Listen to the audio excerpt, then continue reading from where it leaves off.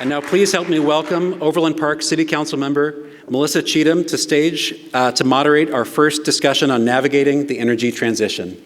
Melissa.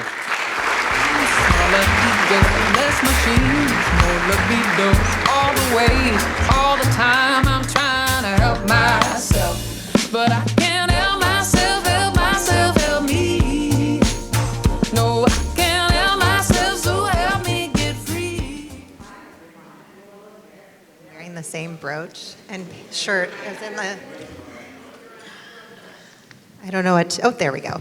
Well, I was starting by saying I'm a little embarrassed because I think I'm wearing the same outfit as I am in the picture. I promise I have other clothes, but I'm being very green by reusing. I'm happy to welcome the rest of this esteemed panel to the stage with me for this important discussion. I have with me, just to my left here, Kim Winslow with Evergy, Megan Parsons with 1898 and Company, and Ashok Gupta with the Natural Resources Defense Council. And I'm really excited for us to follow up on Jeremy's presentation. We just heard we've got a pretty big challenge ahead of us to cut substantial emissions in a pretty quick amount of time. And when we get all down into the details, it can feel pretty daunting, pretty complicated, and in a lot of ways it is. But I'm going to start with Ashok and ask you if you can tell us, you've got sort of a simplified way for us to think about the challenge and how we're going to solve it.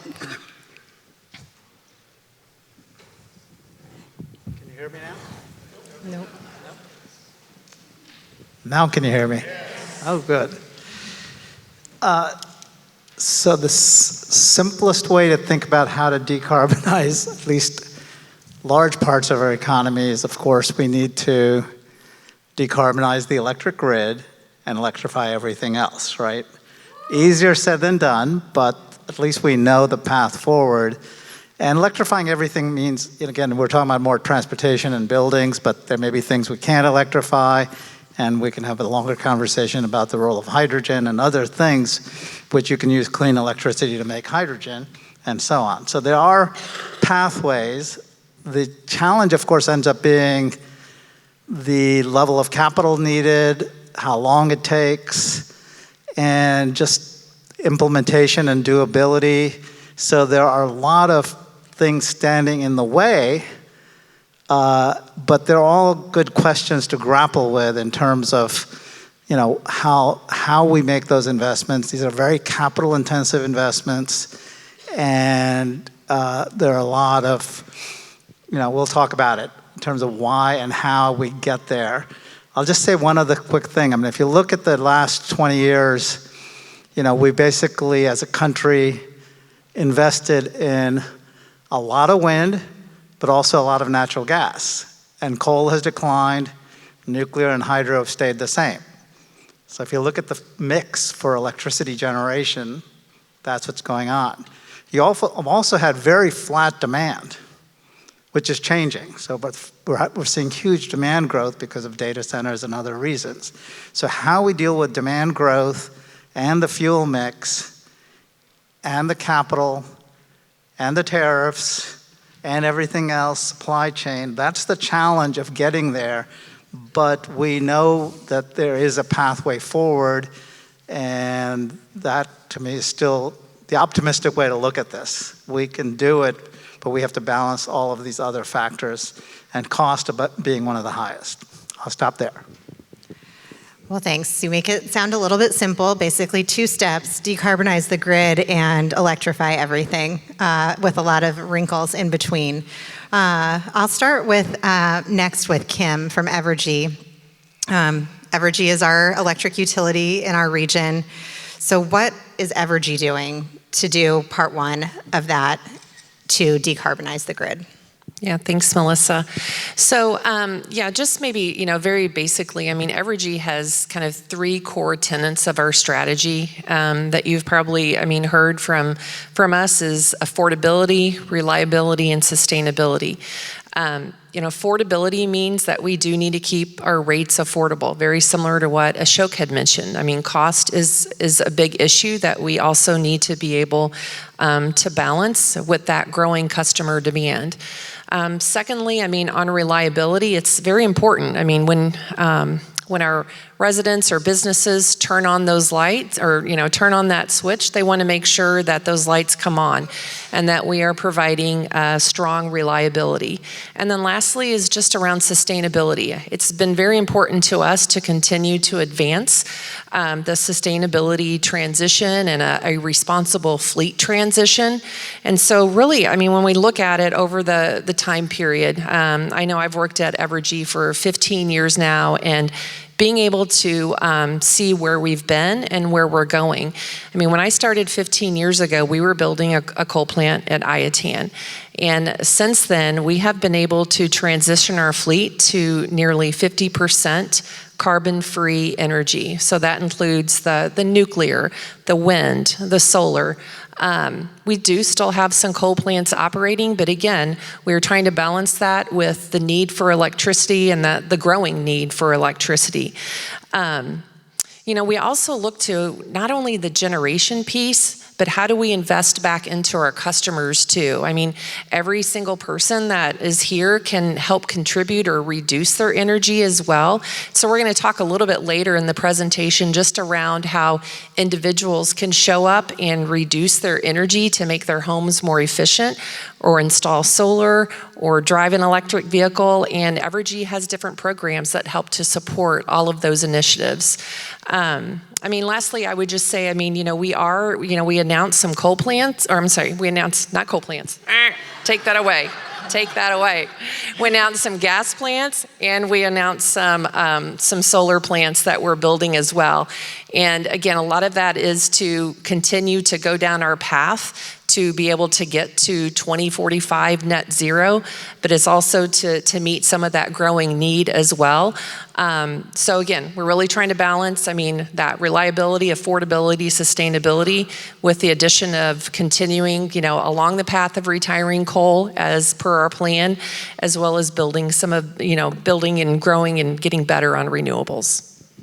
Thanks, Kim. I'm going to turn to Megan next. As Kim said, Evergy has announced a plan to build some new gas plants, and that can feel like it might be moving in the wrong direction when we're trying to use less fossil and emission-free technology. So Megan, as an engineer, maybe can you tell us why might it make sense to do gas in this moment? Yeah, absolutely. So I think, first of all, I think there needs to be a recognition that this gas that Evergy is building is not like the gas even 10, 20 years ago. Efficiency of gas plants has markedly improved, and the flexibility is quite a bit better than it was. And what that means is when you have more flexible, dispatchable generation, you're able to then have more intermittent renewables in the system. So we do need gas to increase the amount of renewables. As you know, the sun and the wind is not always operating when we need energy.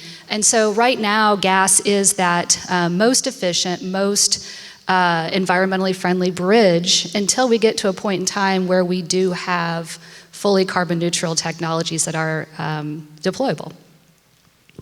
Can you talk a little also about how the gas might feed into reliability concerns? I was just talking with someone about Winter Storm Uri a couple of years ago. Can you talk about how gas can be there for reliability when we're using renewables? Yeah, so again, getting back to the two parts of that, when we don't have wind, we don't have solar, but we still have a draw on our electric system, gas is the piece of that that's able to fill the void. And so to have a reliable system so that our lights aren't turning on when we get to the dead of winter and we've got our largest draw in the electric system at any other day of the year, that's when it's very critical that we've got enough gas power plants within our fleet that we're able to meet that last megawatt need in our system. So I don't think we got to remember that reliable component in generation is very much the point of the electric grid. Ashok, maybe since you started us off, can you wrap this section up a little bit? How does the current plan have us on the right path or not? Take 15 minutes here? Hey, we're ahead of schedule. No. The challenge here, again, is the system, it's how do you manage risk, right? So the question really ends up being, Even in wintertime, natural gas availability is a challenge. Natural gas prices can be fluctuate a lot. So the key thing has always been never to put all your eggs in one basket. It's about a portfolio approach. How do you build a portfolio of solutions that can balance each other and address this question of reliability, which is resource adequacy during winter months, summer months. Demand is fluctuating all the time, and supply has got to be there to meet it. And relying on too much natural gas is a bad idea. Relying on renewables without battery storage, not going to work. We don't have storage at this point. So the question of really, how do you balance fossil fuel-based energy without carbon capture now, maybe with carbon capture later, nuclear, old, but maybe new, renewables with storage, maybe hydrogen. Over the next 20 years, we're going to have to make up a portfolio that gets us to carbon-free electricity that's affordable. Okay, so that's the challenge, and you're managing a lot of risks and different qualities of these different resources to get there. I think we can get there. We definitely need to do a lot more with battery storage and storage to deal with the renewable question, but we're going to need to figure out how we balance this equation in terms of the cost and the risks and get there. Nothing's going to happen, and these investments are long-term, large investments, right? So one of the quick things we were talking about earlier is, over the last 20 years, the forcing functions have been the Clean Air Act and pollution regulation of from existing, not carbon pollution, but the other criteria pollutants, NOx, SOx, particulates, and so on. That's what's caused the ramping down of coal. There's also been the production tax credit for wind. So the biggest thing that's happened in the last 20 years is really coal declining, natural gas increasing because of the Clean Air Act and PTC. What are we going to use as our forcing function in the next 5 or 10 years? Market forces are bringing the price down of the good stuff, but we may not have enough of a forcing function right now from a policy perspective to get to the portfolio we really, really need. So yes, we need to balance clean, affordable, and reliable. It's complicated, but doable. And as Kim said, the demand side, the energy efficiency side, the demand flexibility side, because as you know, the current system is built for that peak demand. The hottest summer peak day, you have to build a whole system. Generation, transmission, and distribution is built for that peak. Anything we could do to reduce that peak by 5 or 10%, summer and winter peaks, would be hugely beneficial from an affordability perspective and give us a lot more opportunity to balance all the risks that are out there in terms of resource adequacy. And it gets even more complicated, but I'll stop there. Thanks, Ashok. Ashok, can you also help us understand some of the barriers when it comes to what we know are these totally clean solutions, renewables, and energy efficiency? What are some of the barriers to having those scale up? I mean, right now it's just the supply chain of being able to get the gas turbines or get the solar panels and get the equipment we need to replace the things we want to replace. I did read this morning that we actually have 50 gigawatts, 50,000 megawatts of solar panels on hand by solar companies. So the tariffs won't impact that, which is good news, right? So there is issues of supply chain post-COVID. The cost of that supply are huge barriers. But for this group, what you need to know, the biggest challenge for renewables has been being able to site solar projects. Something has to be done to get supporters of solar, utility-scale solar, to support utility-scale solar. It's just not happening. Evergy would today buy more solar if there were solar projects available out there. And it's getting harder and harder all over the country to build solar projects. And that's one of the biggest challenges in my view in terms of getting more renewables to balance the natural gas that you're seeing. And natural gas is going to be also challenged because there's got huge supply chain issues and price risks in the future as well. It's not going to be as cheap as people think, especially if we do a lot of LNG and ship natural gas overseas. Means natural gas prices are going to keep going up and up. So again, you need to have a balanced portfolio, but I think the biggest challenges relate to, for us, solar siting at the utility scale level, and then back to demand on the energy efficiency side. We've known for 50 years that you can make buildings 10, 30, 40, 50% more efficient than they are right now. And there's so many challenges and barriers on information and financing, and just, we're not doing it on the demand side. And we just need to really double and triple down on energy efficiency on the demand side, and demand flexibility as well, so you can use electricity at different times. So to me, for this group, solar siting and efficiency are probably the places to put all your efforts. Megan, you come to us here not only as an engineer who does renewables projects, but also as a local activist. So you're a member of the City of Overland Park's Environmental Advisory Council and Johnson County's Sustainability Commission. So kind of wearing both hats, can you talk to us about what are some of the state and local barriers you see to more accelerated progress, and also what can folks here do either to talk with their local and state elected officials and help try and solve some of those problems? Yeah, so following what Ashok said, if we see this future where we've got high gas prices, we've got maybe some barriers to getting renewables in the system, you go, well, what can I do to then decarbonize? And a pretty easy answer is, well, let's just look at what we can do behind the meter. So we don't have to go site solar if you can put it on a rooftop, right? So especially if you have a forward view that energy is going to be a higher cost, then de-risk yourself and put in fuel-free solar on a roof. So we look at what are some of the barriers locally. I think net metering is one that a lot of people are familiar with as a barrier to maybe why we're not putting as much solar on our roof. There's some more. So if I, living in South Johnson County, as I do, would like to put solar on my roof, I cannot, because I live in a homeowners association.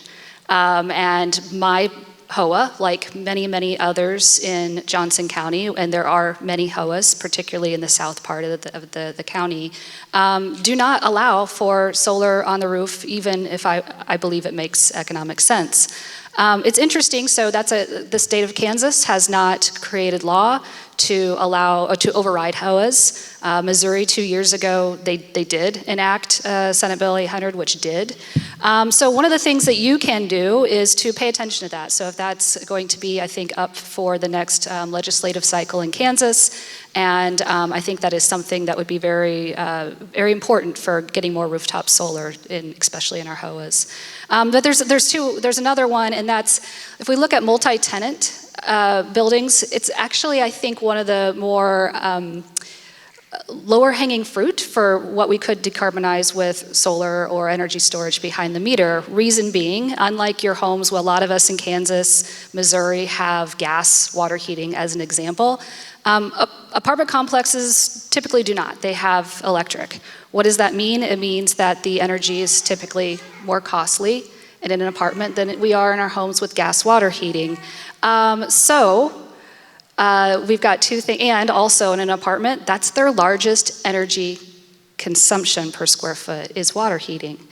Wonderful opportunity to be able to decarbonize by putting solar on a rooftop, and we have a lot of rooftop space in multi-tenant buildings. We currently, even if we can make the math work, can't do so because we've got master metering laws which say you cannot, on multi-tenant buildings, share a rooftop space. So not uncommon, Missouri and Kansas both have differing regulations, but other states have worked through and been able to figure out ways to regulate and allow for multi-tenant behind the meter solar and energy storage. So I'd say those are two other barriers that we have within just local regulation. Kim, I'm going to go off script and ask you to talk about your experience as a utility and what you've seen with the barriers on siting the larger scale projects. What's happened in communities when a developer wants to put in a large utility scale solar project? Yeah, I have not been as directly involved, but I do know that there's been pushback, right? I mean, it's kind of that not in my backyard. For a lot of reasons. I mean, I understand that, some communities may be supportive or may not be supportive of it, but, we do need to be able to have the ability to place some of those larger scale solar arrays in order to be able to better serve our customers, especially from a renewable perspective. And Ashok, what have you seen as a way to potentially overcome those barriers of community opposing the large-scale solar projects?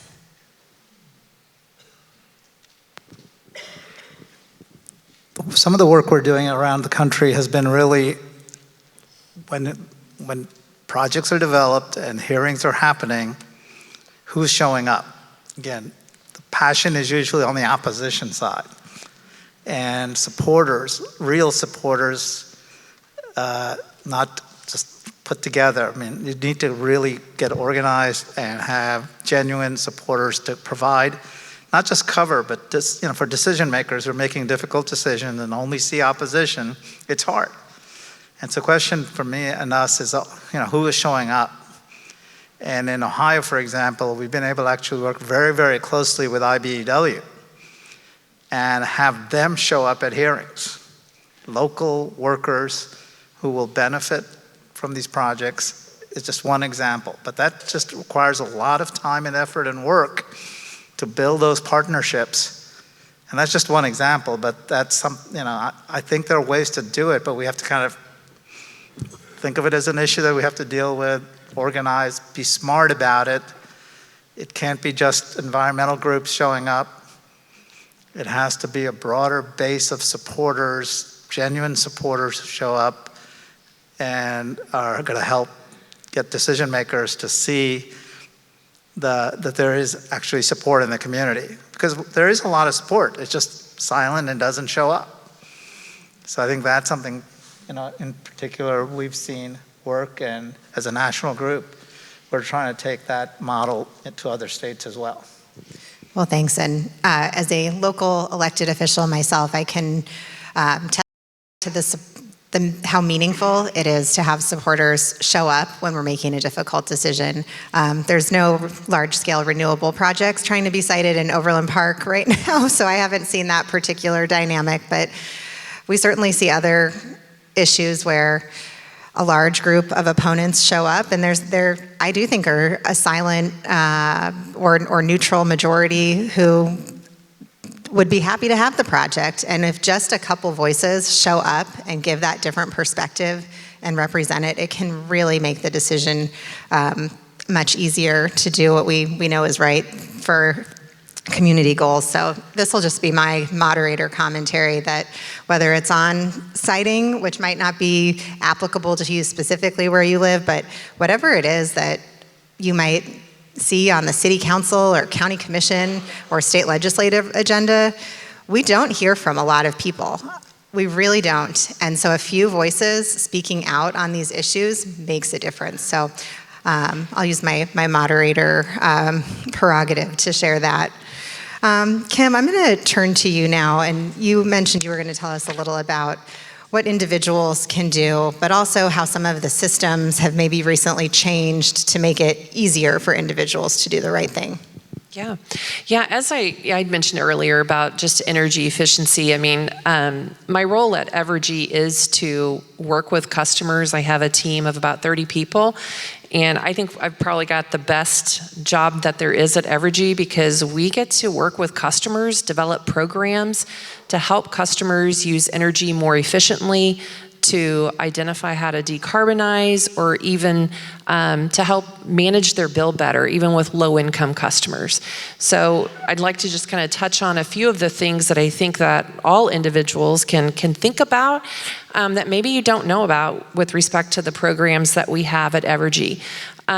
In both in Missouri, we have been offering energy efficiency programs for over 10 years. In Kansas, we were able to successfully work with our commissioners and stakeholders to begin offering programs about a year and a half ago or so, 2 years ago. And so we were very excited, I mean, to be able to bring those programs to residents like you and even businesses. I know we probably have some businesses here in the room. But again, we are trying to provide programs where you can receive a rebate or an incentive to put in a more efficient measure. So if you're, for example, you're looking to replace your air conditioner, well, think about upgrading the efficiency on that air conditioner and taking a look at the programs that Evergy offers to be able to get a $500, $800, $1,000 rebate, something like that, to be able to put in a more efficient unit, because we want to help you with that cost. We know that it's more expensive to put into a more efficient unit. So that's one example. We also provide some rebates around air sealing or insulation. So again, making your home tighter and more efficient really goes a long way in order to reduce the demand on the grid and to help you, again, make your bill more affordable. Some of the other areas that we also have is with respect to electric vehicles. I'm sure, maybe just a raise of a hand, who drives an electric vehicle here? It's great. We love electric vehicles, and we love to be able to support our customers in that journey of how they consider from, are they considering an electric vehicle, to purchasing, to actually installing a charger in their home. And so we have gone to our regulators and asked, hey, we think it's important for our customers to understand how to charge their electric vehicle in their home. So we actually provide a rebate of up to $500 for customers who are installing a level 2 charger in their home. And again, this helps us to be able to educate. I mean, again, we want to be able to educate our customers around how to use energy better. I would say too, if you're thinking about an electric vehicle, we also offer some what we call ride and drives at our Connect store. It's about at 17th and Paseo, and then also one in Wichita too. But we give that opportunity for our customers to do a ride and drive. You can find more information on pluginkc.org and a whole lot of other information just to see if you're interested in driving an EV. And then I would say maybe just lastly, I mean, not lastly because I got two more things, but solar.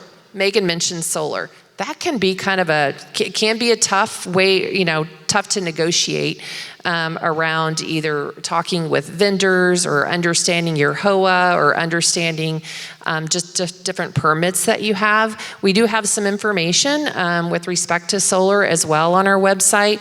And then too, if you're not able to participate in actually installing solar in your home, you may want to think about one of our community solar programs. So where we have built kind of a large scale utility scale solar site, and then you can actually participate in that program so that you're getting 100%, you're paying to help with that solar site there. So, and then lastly, I guess I would say, if you're wanting more education on your account at Evergy, on your myaccount.com, we've got a lot of great information for you to take a look at and at least get started. I think that's part of it, is that sometimes folks just don't know where to start when it comes to energy efficiency. So we give you some tips about thinking about, how you should be turning up your thermostat. Because we do have too, like if in the summertime, if you want a free thermostat or a reduced cost thermostat during those really hot days, we may turn your temperature down a couple degrees if you're participating in our program. But if you're flexible, right? Some people just don't have that same flexibility. But again, these are just ways that individuals can help work towards lowering the demand on the grid and to be more efficient. Great. Well, thanks so much. Ashok, can you help us understand? I completely understand why Evergy would want folks to buy electric vehicles, because then they'll use more electricity. But why would the electric utility and the regulators want folks to use less electricity and help them invest in energy efficiency? Goes back to the demand curve in terms of demand is very volatile, goes up and down, and anything we can do actually to shape the demand curve. So you're building supply to shape to a demand curve, right? And efficiency can help you change that demand curve. If you buy a more efficient air conditioner, you're lowering your peak. If you put some insulation, you're lowering your summer and winter peaks. So a lot of the efficiency actually has huge impacts on the cost, not just to the customer that saves energy, but to the whole system. So you should think of, for the utility and for the regulators, efficiency is not just a program to save energy, it's a resource. And it's a cost saving for all customers. Every customer pays less if some people are more efficient, because there are system-wide benefits. And that's, so, NRDC and others have been working on this for decades to see efficiency as a program and why utilities should invest in efficiency. Customers invest in efficiency if it's a 2-year, 3-year, 5-year payback. Utilities are investing in power plants with 30, 40, 50-year returns. Their cost of capital is lower. So for utilities to invest in efficiency as a resource is much more cost effective for the system and the grid. And this has been going around in the country for a long time. Billions of dollars are invested by utilities because it is the most cost-effective resource for the utility to acquire. We've been a little slow here. I mean, Missouri's been doing it for 10 years, but not at the level that they could be.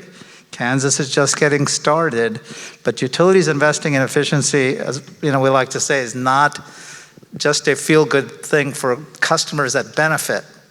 It's really important for customers that benefit, but the whole system is better off because some people are more efficient. Everybody could be more efficient.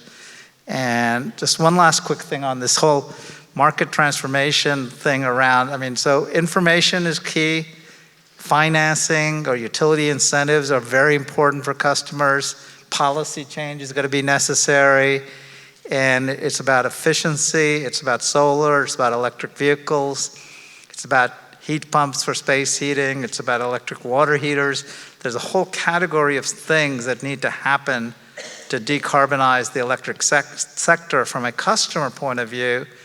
And how we get the information out and the financing and incentives and utilities' role in it is going to be super critical. We still need to work on policy, but we need to do the market transformation part as well.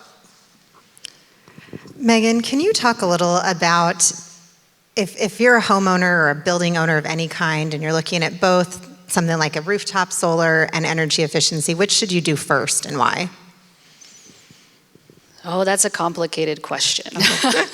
I think there's different ways to handle that, and I think one of the ways that homeowners are looking at it is through what is the payback and what is the cost.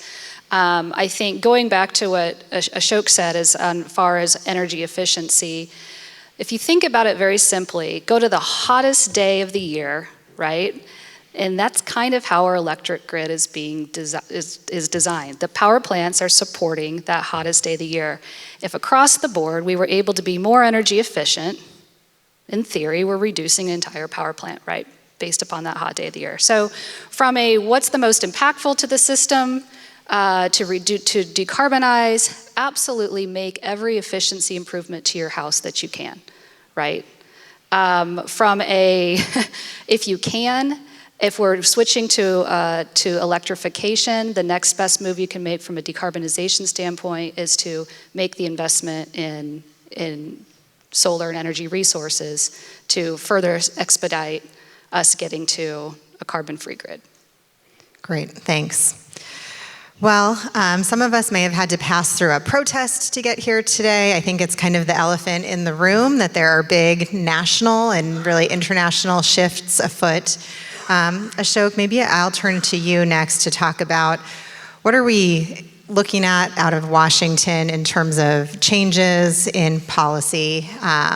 We have an administration that's invested in fossil fuels, that thinks climate change is a hoax. What does this mean for us to achieve our decarbonization goals, and what can folks in the audience be working on? Doesn't look good, does it? Just understatement of the year. So I mean, clearly the headlines are all about layoffs, cutting back on grants and, programs like that. The tax credits are still in place because it's going to require legislation to get rid of tax credits. So if you're wanting to get a tax credit for heat pumps or electric vehicles and other things, those are still available and will be until Congress does something in the next 2 or 3 months. Whether they survive or not, we don't know, but the tax credits are a separate piece of the puzzle. The most important thing from a decarbonization perspective that we've been talking about is, of course, the tax credits for wind and solar and battery storage that were passed, and how to make sure they survive and whose voices will be heard in that process. The most important part of the message is really those tax credits go through developers and utilities and lower electric bills. So the message to elected leaders has been, save these tax credits because they're going to save hundreds and hundreds of dollars on consumers' electric bills. Because if they don't do that, electric bills will definitely go up, along with these tariffs and so on. So I think the cost argument is going to be the best argument on saving the tax credits for wind and solar and storage. And there are, of course, tax credits for energy efficiency as well that need to be saved. But the question is, who's going to be making that case? In the power sector, the utilities are the best messengers for making that case right now. I think on the building sector, it's hard to see, appliance manufacturers or others actually getting organized to do that. But the tax credit piece is one piece. The other is, as I mentioned, the big forcing function in the last 20 years has been the Clean Air Act and the criteria pollutants, the non-carbon pollution. As you all know, carbon has never been regulated at the federal level, right? But regulating SOx, NOx, particulates puts downward pressure on pollutants from coal plants and gas plants, and those requirements need to be kept and strengthened, and undoing any of that is going to require a lot of regulatory process. And so litigation, for those who can litigate, like we do at NRDC, will be a very important way to save the parts of the policy that puts the pressure, downward pressure on pollution from fossil generation. And so that's going to be huge in the next year or two. And then, of course, there are midterm elections and so on. But to me, the two most important pieces are going to be these tax credits and litigation on rolling back regulations that are in place or have been in place for a long time. The second category is, of course, we've talked about state and local level work. Even while all this is going on at the federal level, there's a lot we can all be doing at the state and local level. There's carbon regulations by the Northeast through Regional Greenhouse Gas Initiative, the Western states. There's going to be 20-some states that are still going to have their foot on the accelerator to move forward, and that's going to continue to have a very positive implication for the whole country. So things are not going to go backwards everywhere. There's going to be a period here which looks really bad that we can slow down and solve for. The last thing that I want to just say on this topic is, in terms of our advocacy here, we all also have to get better about what we're advocating for, making actually good economic sense and focus on costs. I hear a lot of people wanting 100% renewable by an X date, but from a cost and reliability and everything else, and it doesn't always add up. And our credibility is at stake if we're advocating for things that don't pencil out. That's just among friends. We just need to make sure that what we're pushing for and advocating for actually does pencil out and make sense. And I would just kind of think between those 3 points. Federally, there are things we can do. State and local level, we have to keep pushing, not just on policy, but things that actually help change markets and transform markets through a bit more market share of good things happening. And a lot of the good stuff is getting cheaper and cheaper, right? So we just need to show more and more market share going to the solutions. And my view has always been focus on the solutions and what we're for, and getting more of that to happen. That'll have more impact on getting more good things to happen. Thanks. Megan, can I turn to you? And I would love to hear your thoughts from the engineering and project development side on the tax credits, and then also, I think we're kind of looking at a world where an all of the above approach is something that the renewables advocates are talking about, and why that makes sense, and why all of the above is important. Okay, so I'm going to take a couple things, and this really, to piggyback off what Ashok said, is that we're probably, very likely, it's going to, in the very near terms, look pretty dismal for meeting our goals. I think we're going to see some rollbacks, some PTC, some tariffs, some some momentum towards renewables in the wrong direction. Don't get frustrated, because what you're not seeing but is equally in play is things like, take for example, right now, the Marcellus Shale, the Permian Basin, gas is like super cheap, like $- some days. And what that means in a world where we're like, drill baby drill, let's get more gas, let's take emissions regulation and back it off, it means that we're going to likely be investing in more natural gas pipelines. What does that do? That increases the cost of natural gas as well. So there are economic momentums that are happening on both sides. And what we really care about in understanding what's going to be built in the generation world is where things are in economic parity. And so it's very complicated, getting back to what Ashok started with, that resource planning is complicated. But I think that we are going to getting there to decarbonization, even when it's going to start sounding like we're really headed in the wrong direction. So do keep that in mind. I think getting back to when we start to also hear about gas being developed and the need for this balanced generation system, well, it's exactly what Ashok said too, which is that we have to keep energy affordable. We have to. And the way that we're going to be able to get renewables on the grid until a point in time that we have a dispatchable resource which is affordable, and that's not subjective because we do not have the technology developed for long-term dispatchable resources today that are even close to being affordable. And we're able to bridge that gap with gas and batteries. We've got some batteries that we're increasing into the mix, but we need to get to a future where we've got a greater ability to get dispatchable resources to pair with our renewables that are decarbonized. And so we're getting there. Great, thanks. I think maybe this will be one of our last questions, but going back to a preview Ashok left us with in the beginning, you talked about hydrogen as something that's a bit further out but might have some potential. What might that be useful for, and what stands between us and actually being able to use that? So we talk a lot about buildings, and we talk a lot about transportation and electric vehicles, and even some trucks that can be electrified too. But there are going to be sectors and parts of the economy that are hard to electrify and use batteries to do it, because when we talk about electrification, it's really batteries that we're talking about, and they're talking about heat pumps and water heaters. But the role for hydrogen is for hard to electrify sectors or batteries are not going to really work. And so when you're talking about steel and cement and large industrial sectors, that's where you're going to need, in order to decarbonize those industrial sectors, is hydrogen. And hydrogen, of course, can be made. Hydrogen is not something like natural gas or coal. It's something you have to create or make through electrolysis. You take electricity. So you need to start with electricity, take water, and get hydrogen, and then you can use hydrogen. So hydrogen is another way to store electricity. Just like batteries are a way to store electricity, and the cost of batteries is going to come down, but they're also going to be short duration storage for batteries. Hydrogen can be long duration, and also it gives you a lot more energy intensity for industrial processes.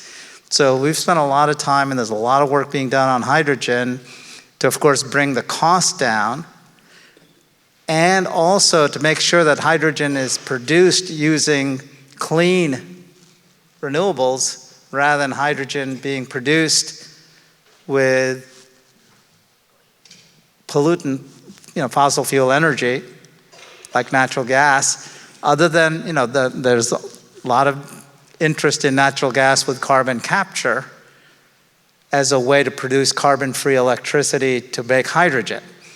But how that plays out in terms of cost will be the key. And if renewable generated hydrogen is competitive, and it will be in certain parts of the country, compared to natural gas with CCS produced hydrogen, then you can have carbon-free hydrogen for hard to electrify sectors. So a lot of work's being done on hydrogen. There's a very significant hydrogen tax credit that was passed under the Biden administration that is to survive. And so the question is, there's a lot of interest in hydrogen in the US and across the world because there are sectors that don't quickly fall into, let's just, can't just have a steel plant run on electricity. You have to have something like hydrogen. So hydrogen is just another part of the mix. When I say, it starts with energy efficiency first, then it's about renewables and storage, and hydrogen's going to be part of it.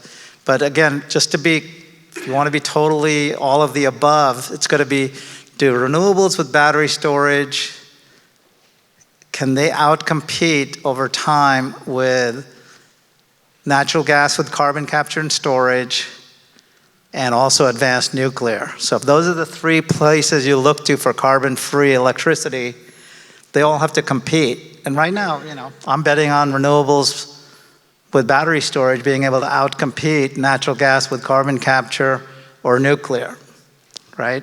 And that's the race in the next 5-10 years. And everything else needs to be done too on the demand side. Well, I think we'll wrap it up with a lightning round. And I'm going to ask you each to share very quickly 2 things. One, something that gives you hope in a moment that's a little difficult. And 2, one instruction for folks out here. So, Kim, are you ready to go first? Something that gives you hope and one instruction you'd want folks to take away. Yeah, thanks. Yes, something that gives me hope, again, is just, I think the plan that Evergy has developed is a very good plan, and it gives me hope to how we're decarbonizing our grid for the future. Again, one thing that I would just, say again, from where I sit in my seat at Evergy is just, look at some of the programs that we have and participate and see how you individually can also contribute, or your business can contribute through energy efficiency, adoption of solar, participating in community solar, or charging your car at the at a more appropriate time through the level 2 charging, or participating in a time of use rate. So there's a lot of different options there. Thanks, Kim. Megan, how about you? Yeah, I think what doesn't give me hope is when we hit like the engineering theoretical point of where we cannot, it's like impossible.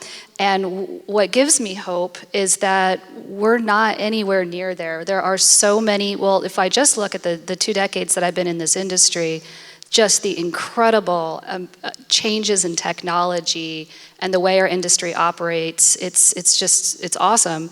But it's really hopeful to know that we know there's trajectory to do so much more. There's really a lot of ability, even without the cost and the things that we know are technically not there yet. We've got ways that we can see regulation shaping up. We've got plans on how we can do things that we just haven't implemented, but they're very attainable. And so I think that's reason to give us all hope.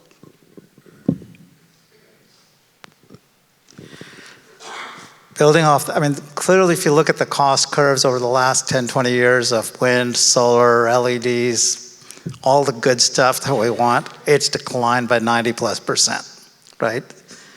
Costs are coming down for the good stuff, and that's really good news. And there's a lot of reasons why that's happened, but that's something to give us hope. So the trends, and what's going on globally too, so it's not just, this is all global, right? If you look at what's going on with electric vehicles in China, or what you're looking at Europe and elsewhere, and you're looking at, the future is, there was an article the other day in the Wall Street Journal about the future is electricity, not oil. So if you look at where trends are and what's going to be really the most important thing in terms of decarbonization and the trends over the last 10 or 20 years, that gives me a lot of hope.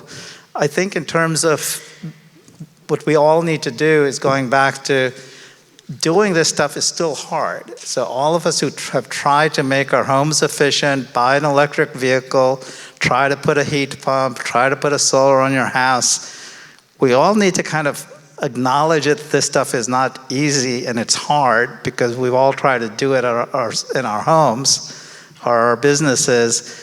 And let's be honest with ourselves about how hard it is and then keep trying to get it done in order to then solve for those things that need to be solved for to make it easier, right? So just like it's hard for us to do it from a system or a utility point of view, it's also very hard to achieve all the things we're trying to do.